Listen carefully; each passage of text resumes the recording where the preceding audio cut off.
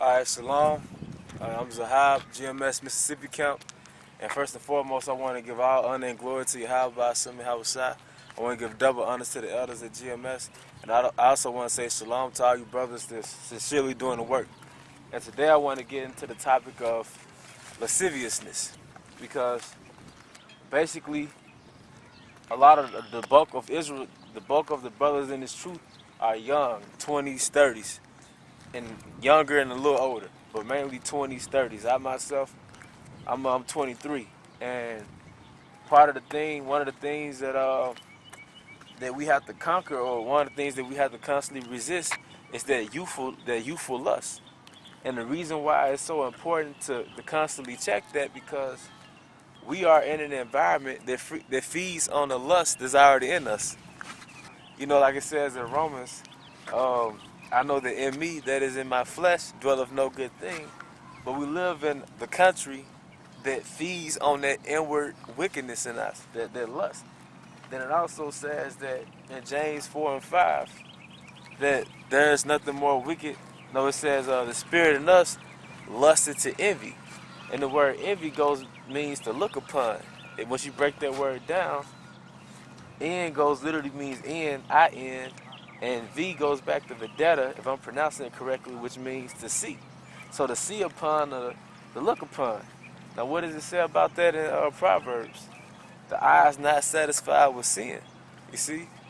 So basically, one of the things that, brothers constantly check themselves on, and we check each other on it. You know, if brothers see another brother get out of character, brothers check their brother on it. The brother will check him on it. And basically, that's that youthfulness, man, that youthful lust in you, man. Because in the ancient world, we were more disciplined because the laws of the powers that be were the laws of the Most High. Because we had to be controlled in the ancient world. You know, when we were in rulership, because we kept our laws. But this law tells us to do what thou wilt. You know, when in Rome, do what the Romans do. So we're in the spiritual Rome, the Roman reincarnation. So the motto is do what the Romans do. So whatever your nationality is, whatever your background is, whatever your foreparents are, the whole philosophy is when in Rome, do what the Romans do. That's why Peter was basically reproving the churches and admonishing them, telling them, look, how you once did as the Gentiles, you once did as the Gentiles. And one of the things that he told them, he must admonish them on banqueting and feasting and riding and rebelling. And it's a place where that takes place at, man. A club, you see? Because one thing that I learned from experience, a short experience, is that when you frequently go out in that environment takes a toll on you. And it comes to a point where even when you leave that place, that club-like environment, that environment doesn't leave you. And it starts to take an effect on your spirit. Now, what does it say in Wisdom of Solomon, the 4th chapter? It says how the wandering of concupiscences doth obscure the innocent.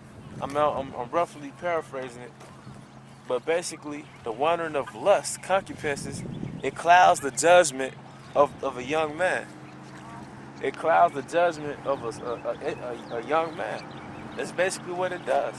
It'll cloud you. Things that once vex you in those environments like the club, you're desensitized to it now. Actually, you okay, you pretty cool with it. And now you find yourself feeling kind of vexed when you read these scriptures on the highways and byways.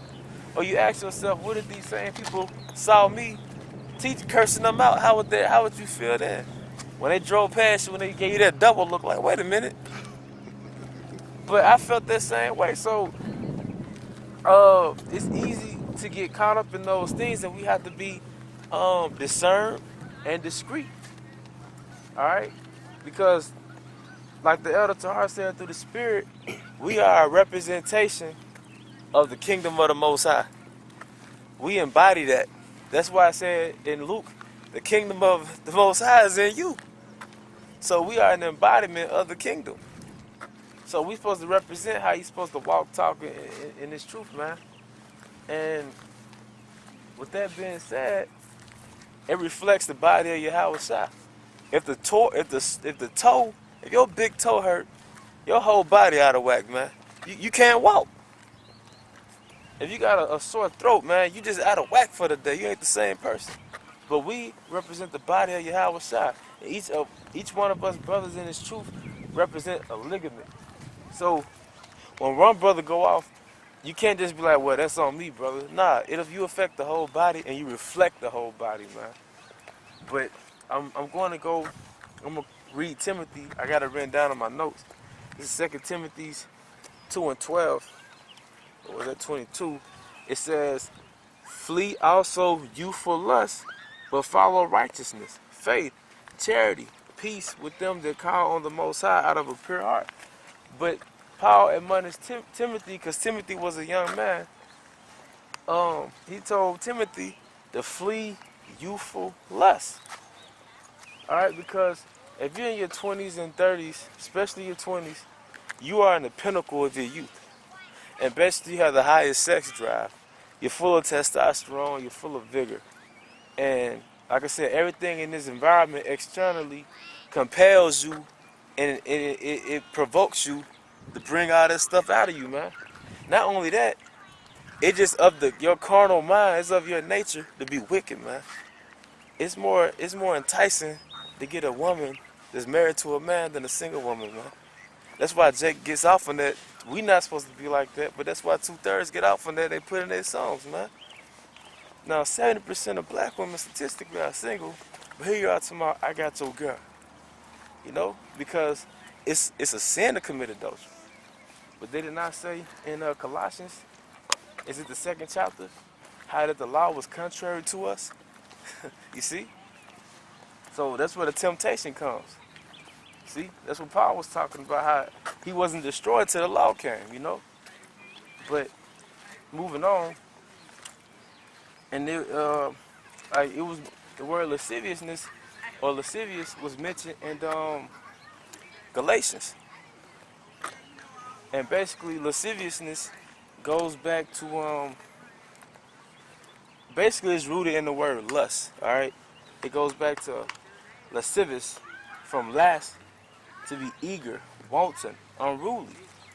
So basically with someone that's lascivious, they're full of lust, man, and they're driven by it, man.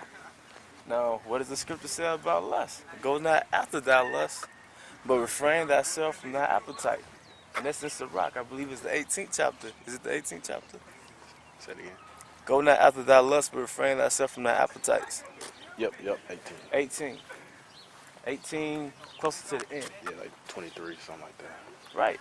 And basically, because you'll make a fool of yourself, man. Been there, done that, man. You'll make a fool of yourself. All right? And some synonyms came up along with the word lascivious. And one of those words was lewdness. And the word lewdness said to be preoccupied with sex and sexual desire. So a lot of us brothers, I'm going to say us brothers because we all have that same temptation, but a lot of brothers are falling off because they can't control their rod. See, in Galatians 5:24, it said what? Go not after thy lust, in Galatians 5:24, it said, they that are Yahweh Shai have crucified the flesh with the affections and lust, man. So don't be doting on every woman you see, hopping on every woman you see.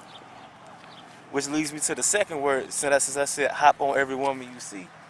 Frolicsome. It said playful, sportive, as in jumping for joy.